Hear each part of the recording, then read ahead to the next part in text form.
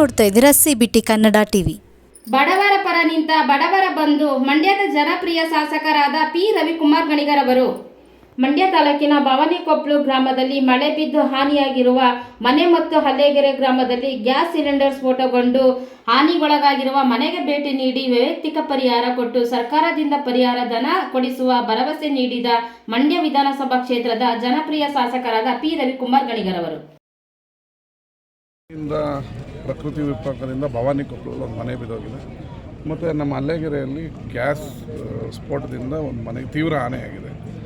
ಎರಡಿಗೂ ನನ್ನ ವೈಯಕ್ತಿಕವಾಗಿ ಸಹಾಯ ಮಾಡಿದ್ದೀನಿ. ಸರ್ಕಾರದಲ್ಲಿ ಮಳೆ ಹಾನಿಗೆ 1 ಲಕ್ಷ 2 ಲಕ್ಷದವರೆಗೂ ಬರುತ್ತೆ, ಬಟ್ ಗ್ಯಾಸ್ ಸಿಲಿಂಡ್ರು ಸ್ಫೋಟಕ್ಕೆ ಸರ್ಕಾರದಿಂದ ಬರೋದಿಲ್ಲ. ಬಟ್ ಮುಖ್ಯಮಂತ್ರಿಗಳ ವಿಶೇಷವಾಗಿ ಅನುದಾನವನ್ನು ಕೇಳ್ತೀನಿ, ನೋಡೋಣ ಏನು ಮಾಡ್ತಾರೆ ಅಂತ.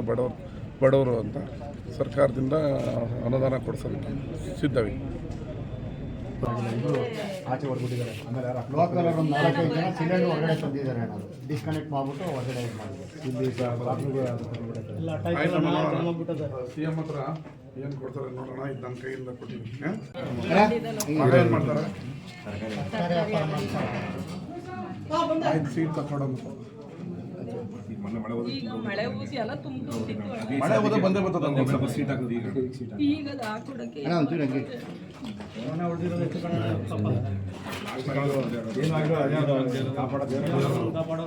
ಆಯ್ತಮ್ಮ. CM ಹತ್ರ ಏನಾಗುತ್ತೆ ಅದು ಬರ್ಸ್ಕೊಡ್ತೀನಿ. ಹಾಂ, ಇಲ್ಲೂ ಒಂದು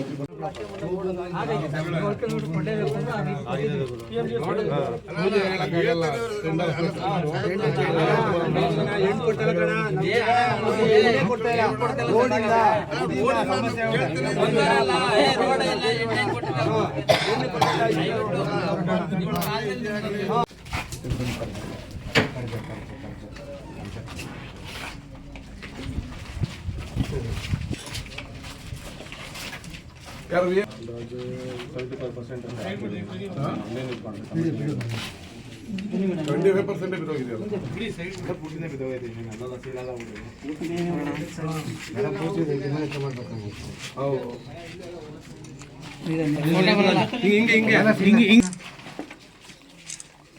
ನಾನು ಕೊಡಿಸ್ತೀನಿ, ಸರ್ಕಾರದಿಂದ ದುಡ್ಡು ಕೊಡಿಸ್ತೀನಮ್ಮ.